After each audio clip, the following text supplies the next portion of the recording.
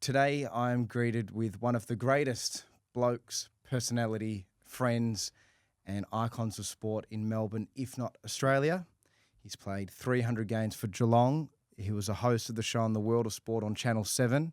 He was then a host on the Sunday Footy Show on Channel 9, a panel member on the AFL Footy Show, started his own podcast. He's also a keen golfer, but more importantly, he was one of Dad's greatest mates. Welcome to the show, John Sammy Newman. Jackson, that is fantastic. I'll just tell you what my podcast's called. It's called You Cannot Be Serious. You Cannot Be Serious. And it comes from John McEnroe saying, you cannot be serious to the central umpire at Wimbledon all those years ago. So, that's a very good, thank you very much for that. No, thank you, Sam. Because I've only just recently started this, you're sort of a veteran in the podcast game. So I'm still trying to learn all of the 2%ers, the intros, not to intro. But I tell you what I like about what you're doing just in the 20 seconds you've been doing it.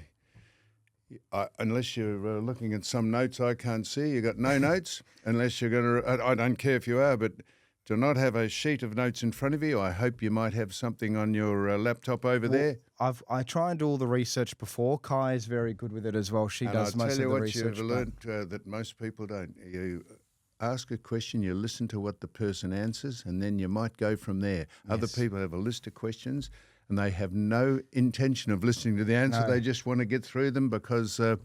So I admire that for a start, Jackson. Thank you. So well done. Your dad had loved doing that because he didn't need too many notes if he had to chat about anything. Yeah, no, well, thank you, Sam. I try my hardest not to have sort of questions. I have maybe 4 or 5 brief points that I'd love to talk about, and then no matter how long we talk about each point, go ahead. That's how it goes. But the first thing I'd love to ask is, how is FNQ? Am I right in saying it's far northern Queensland? Far north Queensland, yeah. That sounds a bit shady saying FNQ. It's like, but far north Queensland.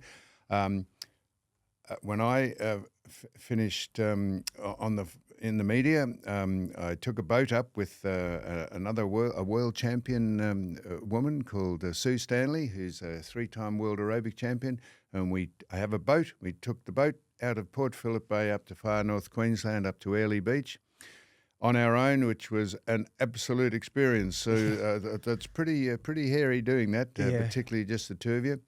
And we did that for 6 months, and then we came home last year, and Sue said, well, there's an adventure. What do we do next? I said, why don't we get a caravan and go around Australia? Again. So we're in the process of doing that. We started 10 weeks ago, had to come back for a grand final, AFL grand final week.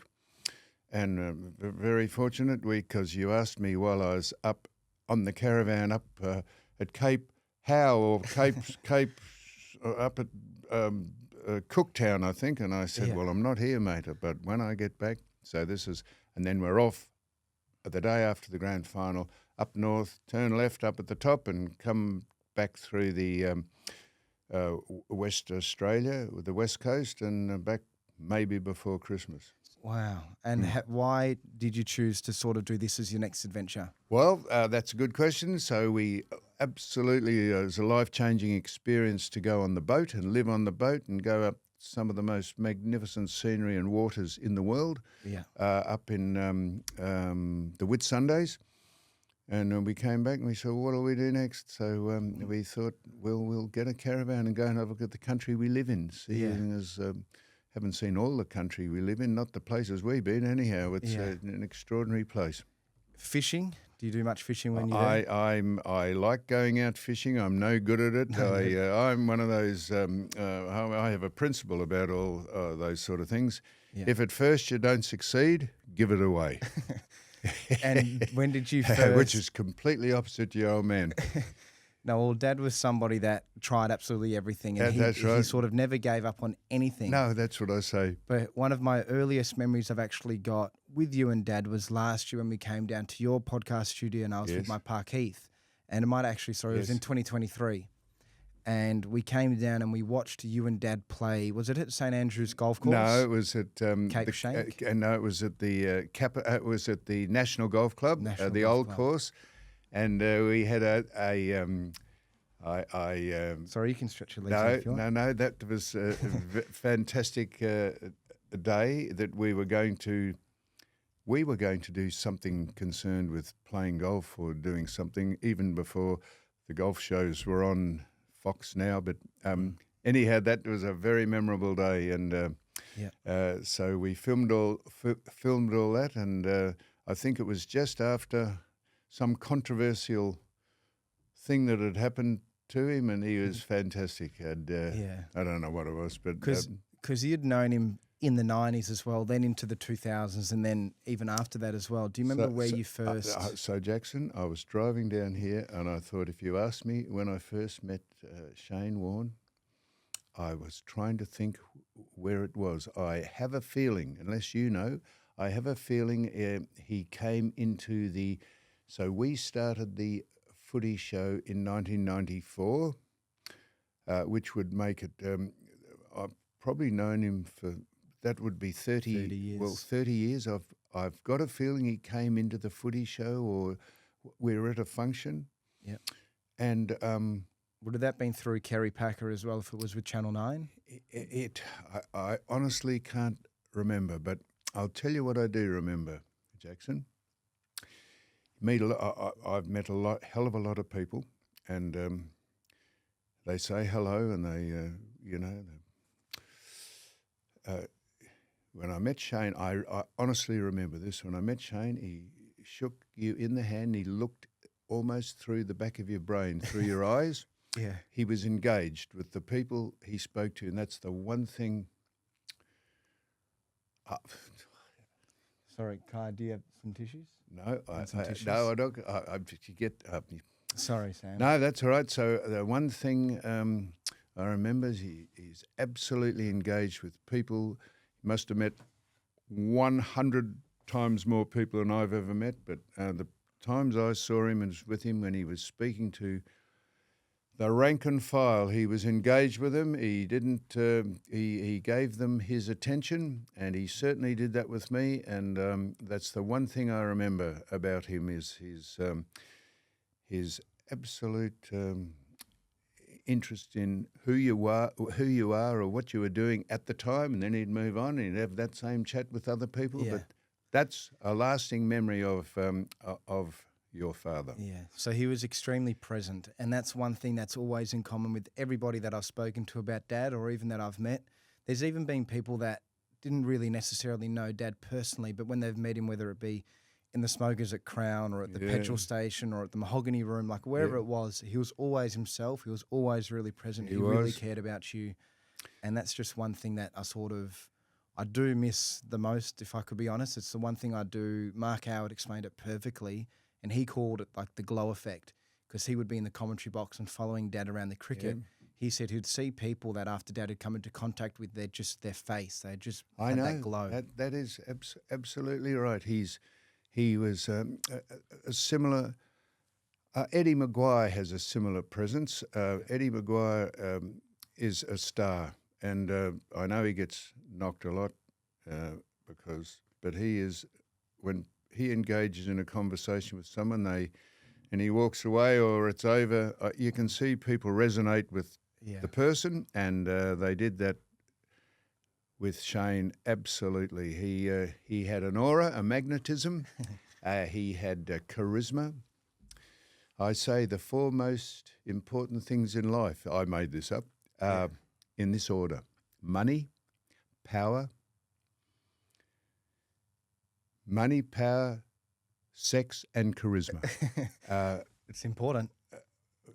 The most important things. I reckon in that order: money, power, sex, and charisma. And he had the lot. He did have the lot, didn't he? He did. He had the lot. Not many people have the lot. No. But he was always, I'd like to think, grounded as well. Like, he was always himself. Like, when you'd first met him in 93, I'm assuming 99% of the same Shane you would have met then was the same Shane you'd hung out with. Incidentally, when I say sex, I just mean he had sex appeal, and you know, not many people have the whole lot of those 4 things. Well, charisma is a very important part of being in the public eye. And you can't you can't fake charisma. You either have it or you don't. And he was just somebody that I saw that just had it in any room he went to. And He did. there was a really good story I've told it before on this podcast. Have you played poker before? I'm no good. He asked me at the times. He said if he couldn't reef enough money off me playing golf, he'd say, or if I happened to, on the very odd chance, I could count them on fingers of one hand. The time I actually ever took money off him playing golf, he'd say, "Why don't you come and see if you can win some more at these famous?" Never went to one of his famous poker nights, but. I thought, no, Shane, I've escaped by earning just a small couple of dollars off you at the golf. I'm not going to give it back to you on the poker table. Yeah, because the stories with the poker rooms, usually they're very quiet. Yeah. And I've been at a poker tournament before where I've sat down in the table. No one knows who I am. Dad's been at a function. He came 2-3 hours late. And the room was very quiet. One person saw him. Then all of a sudden, 10 people saw him. Then all the whispers start, oh, that's Shane Warne, that's Shane Warne. All of a sudden, the room starts clapping, which was usually quiet. The music sort of stops. Everyone sort of stands up and waves. He walks around the whole room, handshaking, getting photos with everybody. And then he sort of sits down, gives me a kiss, says, how am I going? He says, I could be doing a bit better. But like that was just him. He managed to turn a room which was quiet into claps by just walking in. Don't I know it? Just walking in. Don't I know it? No, he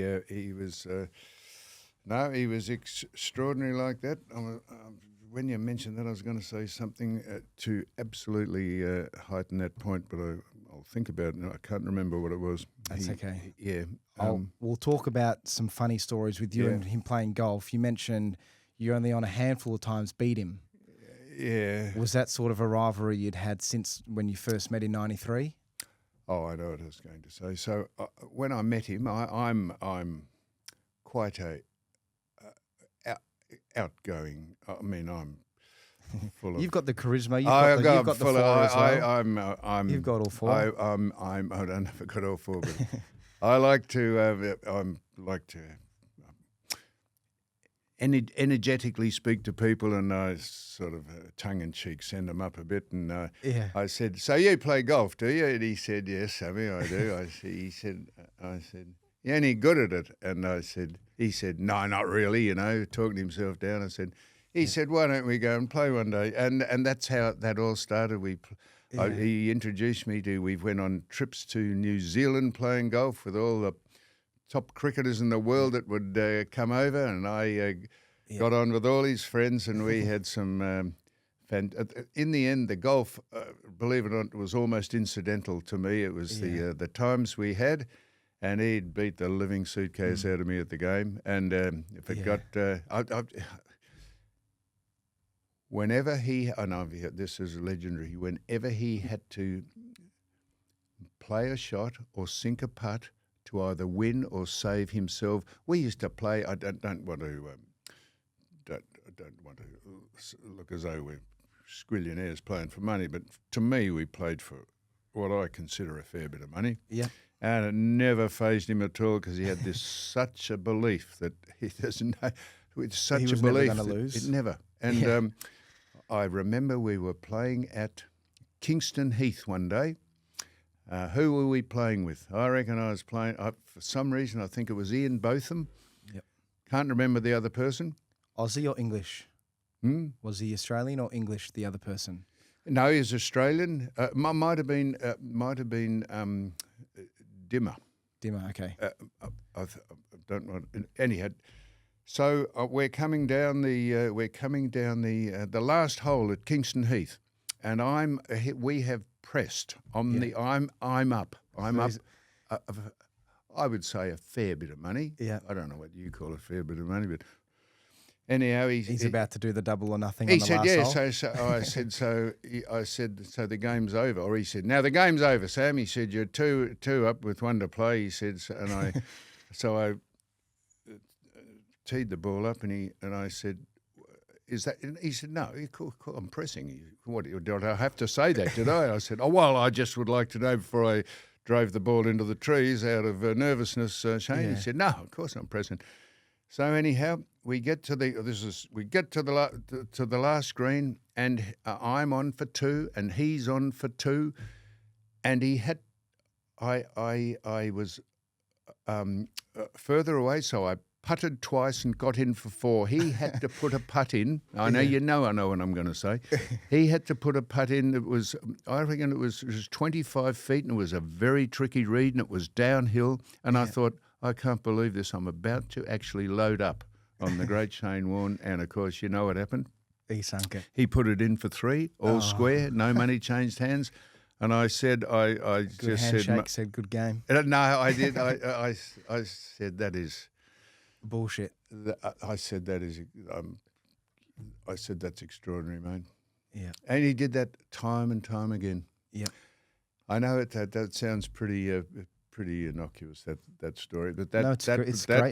That was he. That was him, and he was like that ever since I was born. Ever since I remember, he never changed, and he never tried to be somebody he wasn't. No, he did not. But I tell you what, the fondest. Not the fondest memory I have, but what I admired about him most was I'm probably a generation older than him. I'm 25 years older than him. Yep. Was 25 years older than him. And were you 45? He was 69. You were 1945. 45. I'm 80. See, I do my research. Yes, that's right. So what's that? That's 24. 24. There's so there you you were are. bang on. You were correct. 24, 25. 25 years older than him. Yep. And I would go to. I'd go to functions. I was getting a bit past it, but he'd say, "Come along to the Crown," or "Come along." Whenever we were in a room, and he'd ask me to come, he would say, "You all right?" He'd look after me, and I would stand talking to people, and I'd notice him over in the corner with the throng around him. And he would always continually look over to see that I was all right. And he treated me like his son. I looked at him as a father figure, and he'd come over and he'd say, if I was talking to bloke, he'd say, "Now, everything going all right here, Sammy? You all right?" I said, "No, Shane, it's good." He said, "Right, just checking." He'd go back there.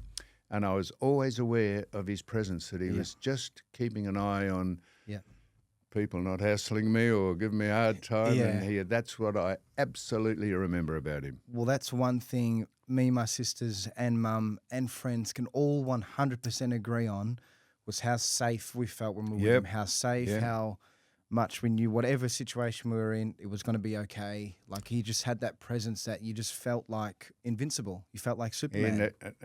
And I wasn't bad at looking after myself in the day, but no, he was a guardian.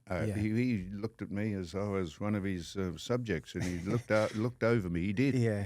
And you guys had great chemistry as well, because there's one really, really funny video. You guys probably did this multiple times, but one that stands out is when you guys did the street talk. Yep.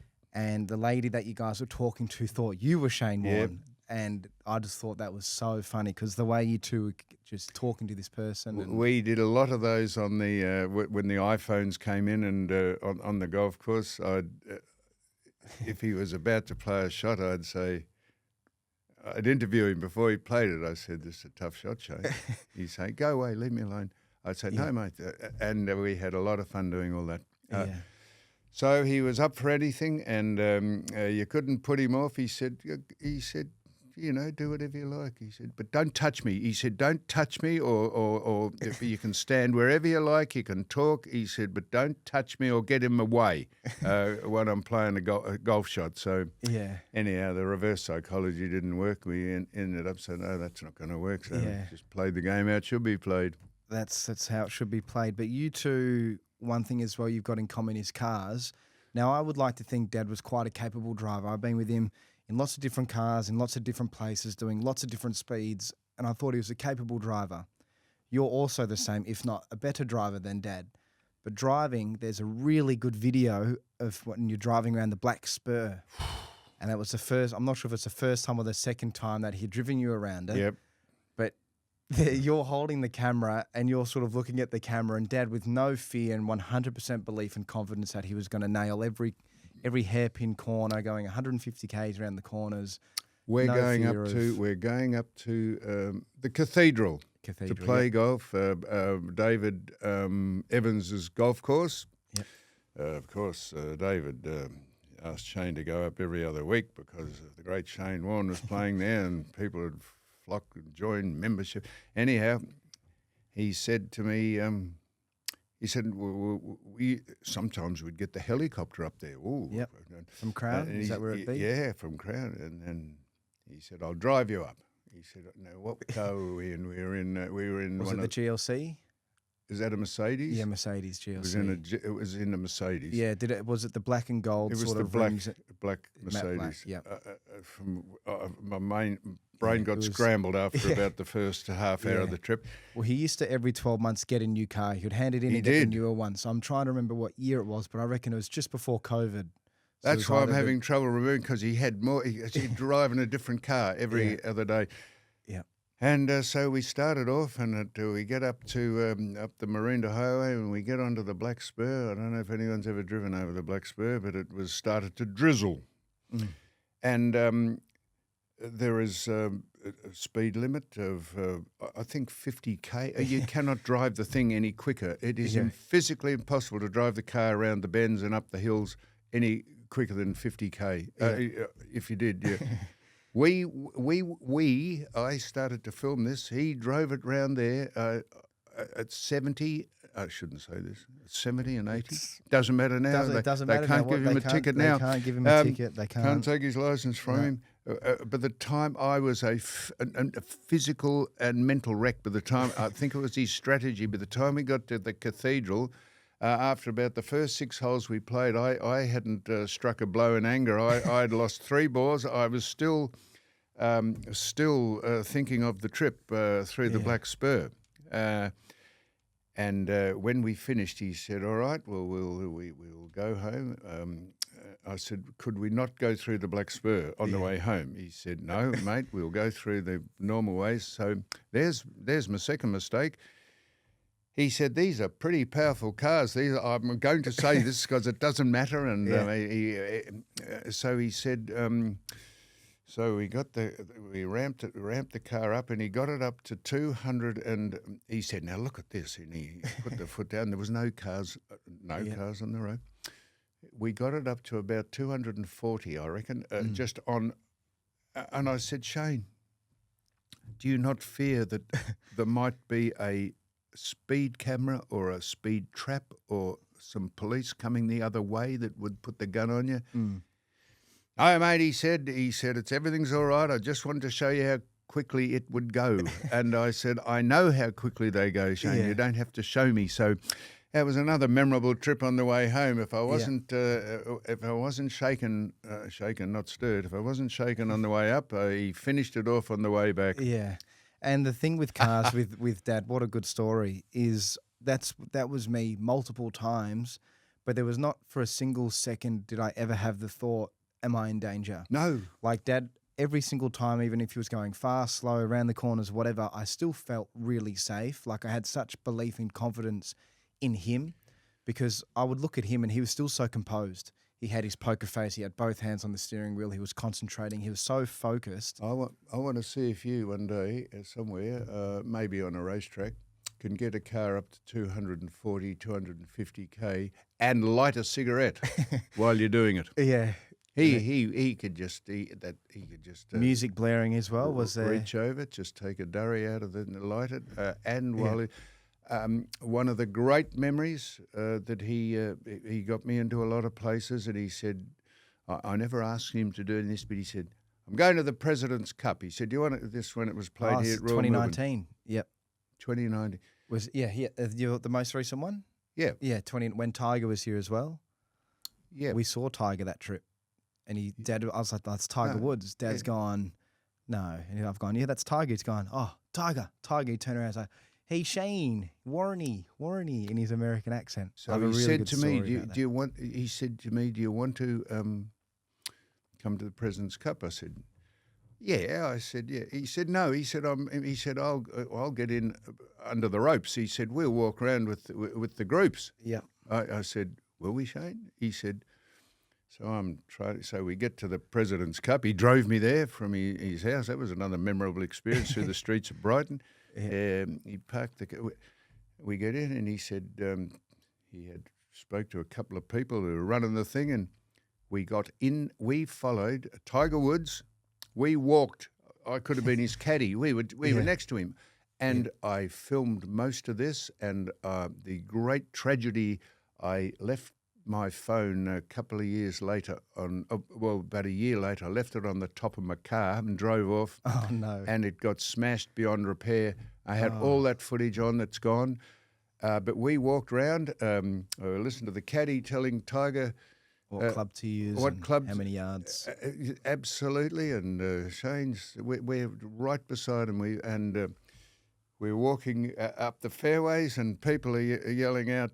More people are yelling out, "Warnie!" The players. The players were wondering what in the hell's going on. He had a bigger following than any of them. Yeah, so I actually have a really good story on that. I think it was the second last day or the last day of the President's Cup, and we were following Tiger as well. Yeah.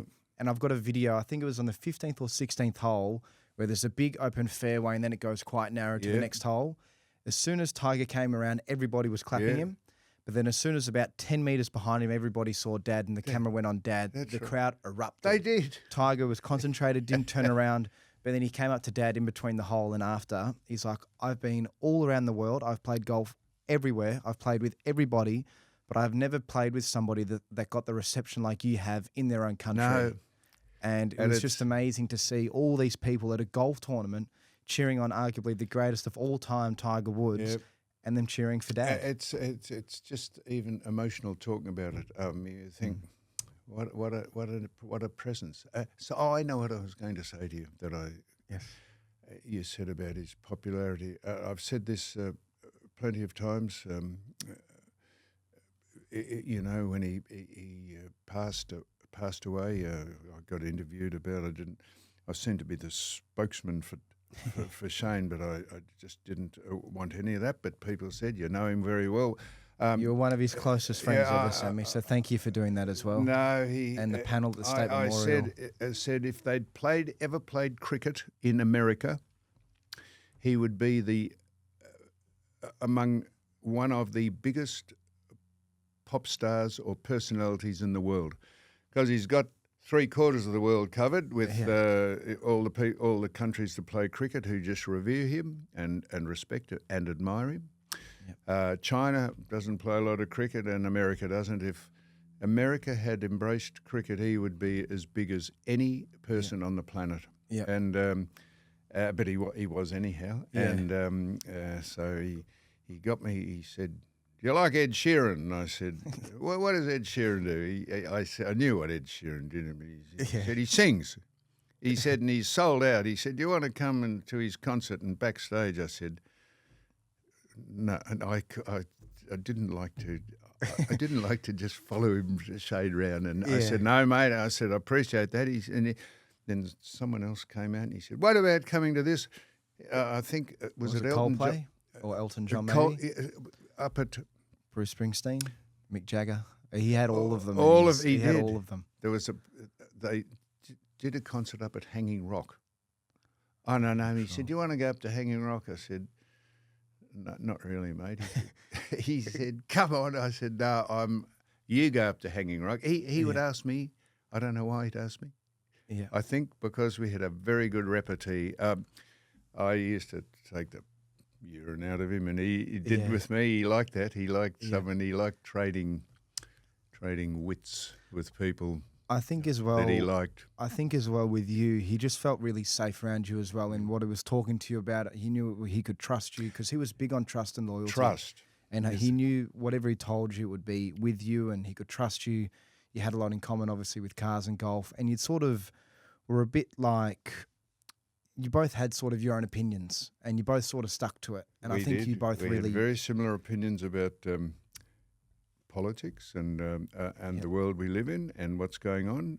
Which it wouldn't matter if we didn't. But one of my great privileges and honours was the memorial service at the MCG. I reckon. Conservatively, a couple of billion people would have tuned into that around the planet. Yeah. And I was up on stage with, I think, I hope I can remember, Glenn Robbins. Yep. Andy Lee. Dimmer. And Aaron Hamill. Aaron Hamill, Yes, that's right. And I'm on the end, and who's Andy's comparing it in our segment. And it got down. I was on the end, so I was the last person that Andy got to, and I thought, what am I going to say? What can I say here? So I remember he said, we were talking about the UN. You said he's infiltrated the UN. That's I how did. Big Dad got. That's Yes. right. And then I said, but I tell you what, if they could ever subpoena his phone, if they could ever get his phone, I said, the person that subpoenas that and gets that, you'll be able to make a reality show out of that for the rest of the century. And so they like that. And so what a great honour that was. What a night, what a day, what a service. And it's fantastic. You'll go on, whoever goes will go on Saturday, and there's the Shane Warne stand. It's fantastic.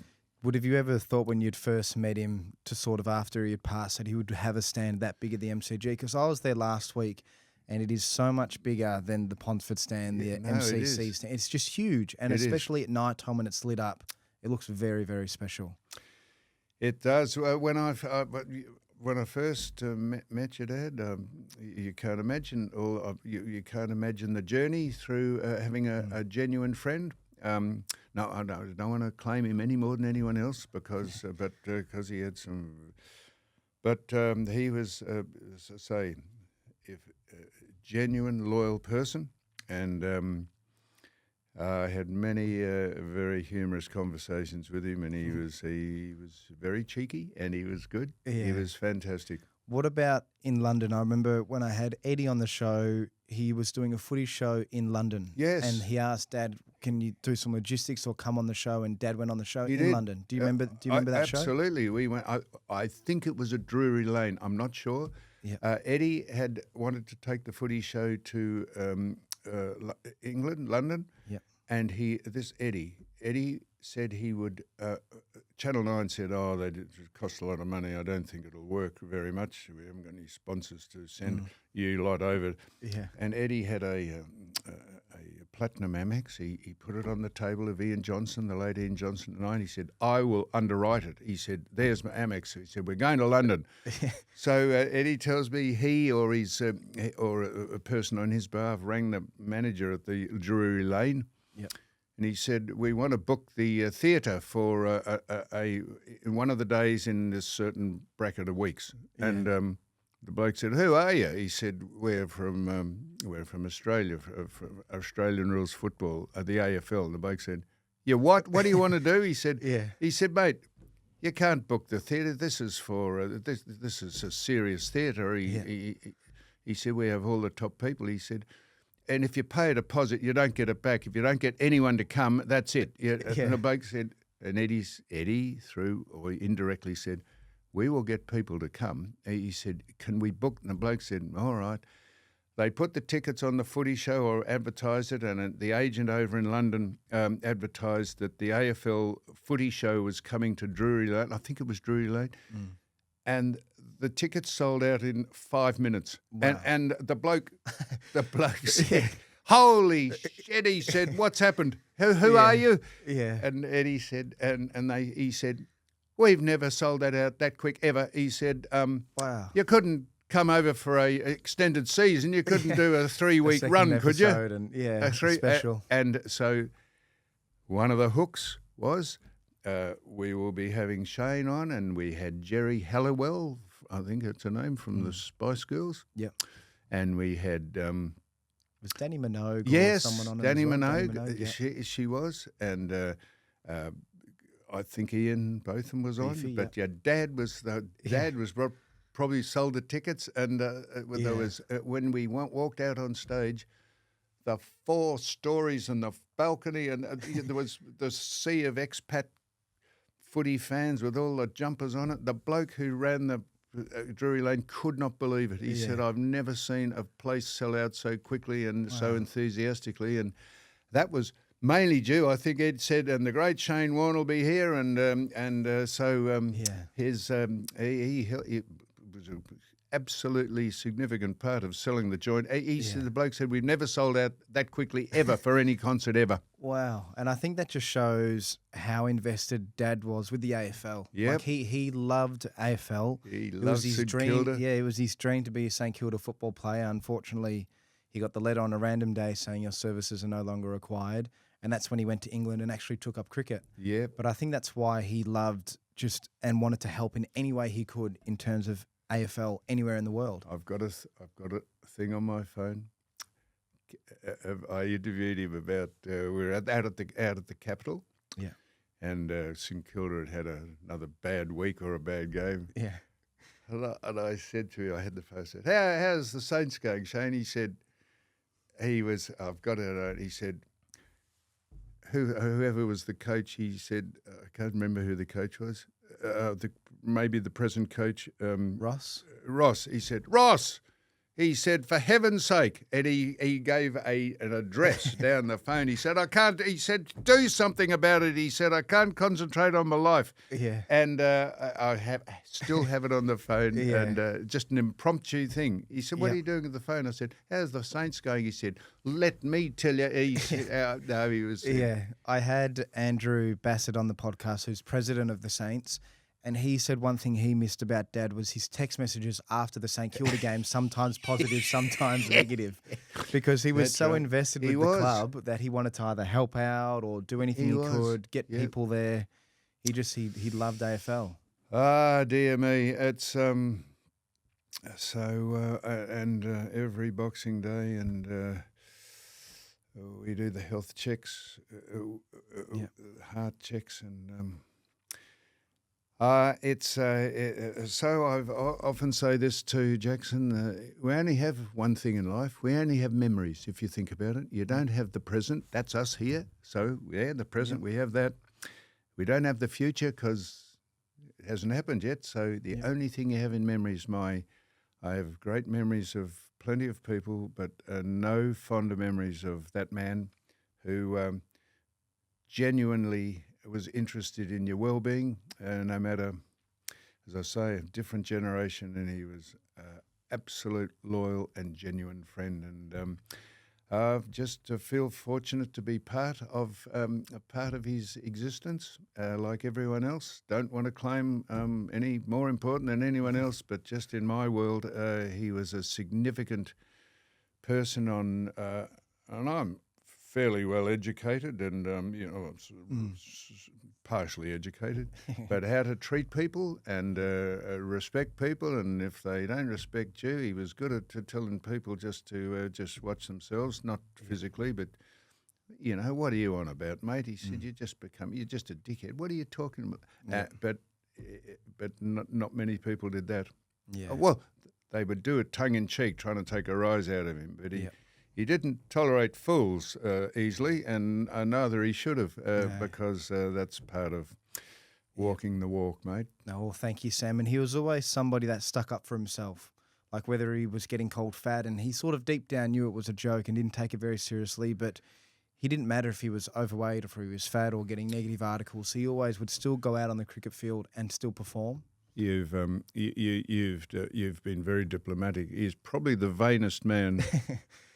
One of the vainest men I've ever met. And why wouldn't you be? Why, if you're a public figure, why would you let yourself go? He was into treatments, and I think he was into a bit of hair sculpturing. He did the advanced hair studio. I think I need to get mine soon as well. I've got all of Dad's genes now, a bit thin there, a bit bald spots. Can you see there a bald spot just here? Yeah, well, sort of. It's thinning. I'm 80. You've still got a great set of hair. Yeah, no, I can't stop my hair growing. Wow. The only two things I have going for me, I've got some hair, and I've never had to wear glasses. I don't know why. I just can read anything and see anything, so that seems to be extraordinary. Maybe all the small amount of brain power I've got have gone into my eyes and made me a dill that I am. Well, you've grown up in the generation that probably wasn't, what's the right word, using all of the pills and Nurophens and all. They weren't addicted to their phones. So you've grown up in just a very healthy world where it's just water, exercise, go outside, eat healthy. Yeah, gave it a fair run later in life, all that stuff, not the pills and drugs. I didn't. I'm yet to, present company excluded. I'm yet to meet anyone that hasn't tried some sort of drug at some stage of their life and decided, no, this is not for me, or oh no, this is not bad. I had a go at most things, but of course, and people say to me about Shane. They say the two people I know who are my great friends, Eddie Maguire and Shane, and they say, "Oh, no, you must have been out on benders with them taking drugs." People always thought that about Dad. I tell you what, you can say anything you like about Shane. He's not an excessive drinker, and he is absolutely against drugs. I've never heard him. And if anyone asks them, "And do you want to come into a room and have a sniff of it?" He not only says, "I'm not into that," he says, "Mate, don't insult me." Yeah. He said he was absolutely, and people often say about Eddie, because he's up and about and he's the most moral and ethical people in that particular realm of life. So always a very, very great defendant of people who say that about him. Well, like you said earlier, some people have just got that charisma. And Eddie, Dad, and yourself have just got it, so you don't need any of that excess stuff. But well, they're just on a different level to me. They enthrall people. I enthrall people probably for different reasons. But I'm sort of probably an anti-hero. They are actually heroes. You'd be a hero to people. No, that's right. People would look up to you, and people, of course, they would. No, that's all right. Don't talk about yourself. But those two are absolutely admired. They are. If they're not admired, it's because we have that syndrome where they like to knock people who are successful, and they wish. Most people vicariously live their lives through their heroes, and so. Well, so that's it. Yeah. Well, Sammy, thank you so much for joining me. It's a pleasure, Sorry Jackson. if this took up too much of your time. You're off to the grand final? No, I'm not. Not going grand final. So I'd have very many discussions with your father about the state of football. He was of my opinion as well. Don't start me on the football. Well, do you have time to quickly talk about the football? Because I'd love to talk about it. It's a fantastic game. Yeah.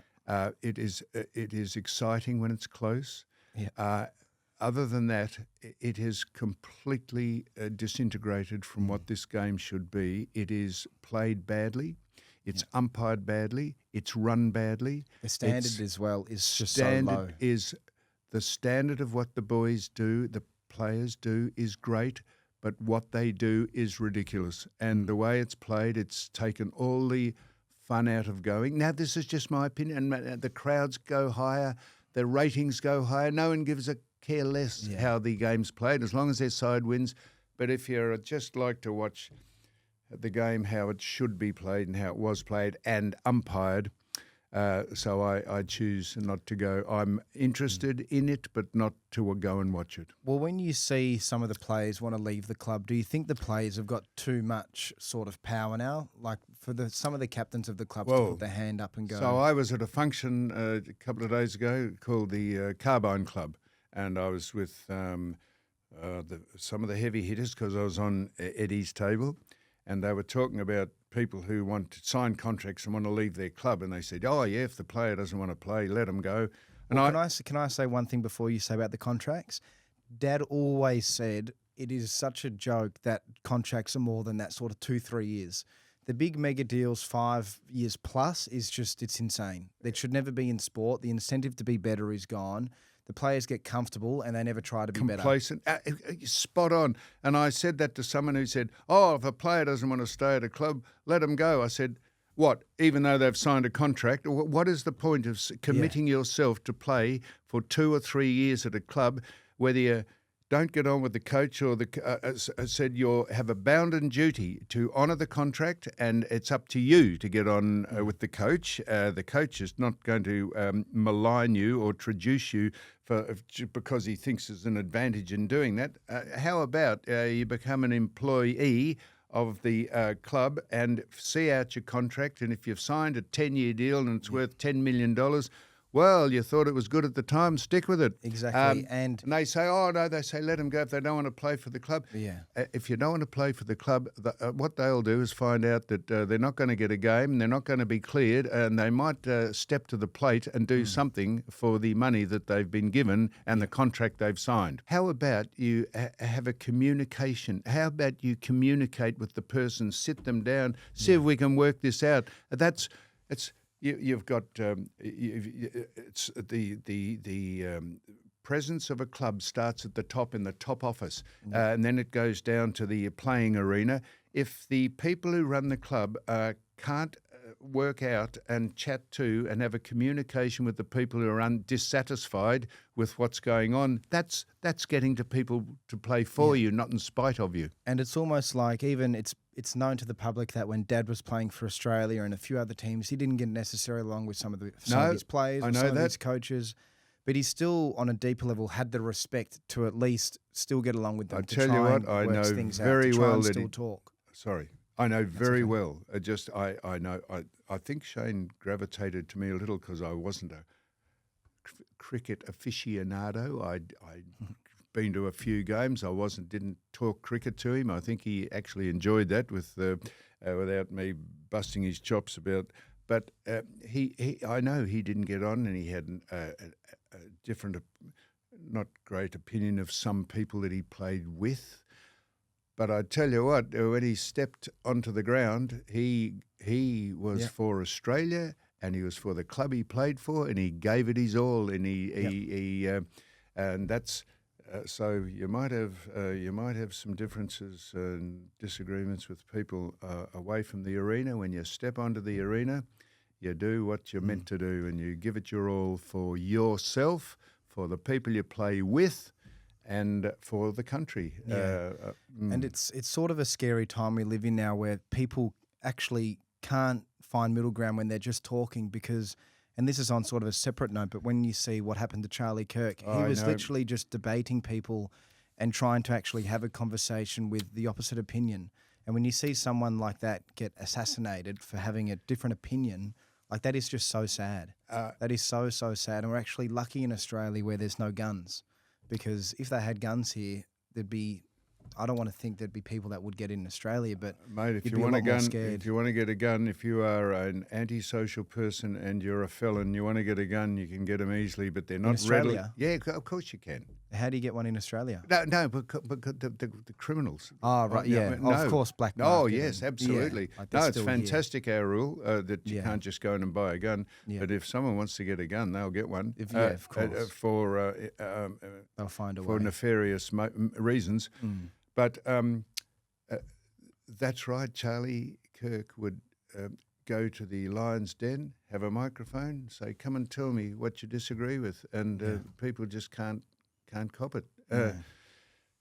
We had a lot of conversations about politics, which we're not going to tell you his opinion, but they were very similar to mine. Yeah, no, I can definitely believe you and know you with that, because he was very opinionated, and he was somebody that stuck to his opinion too with Dad. So, yes. Sammy, yes, or did you want to keep? No, I don't.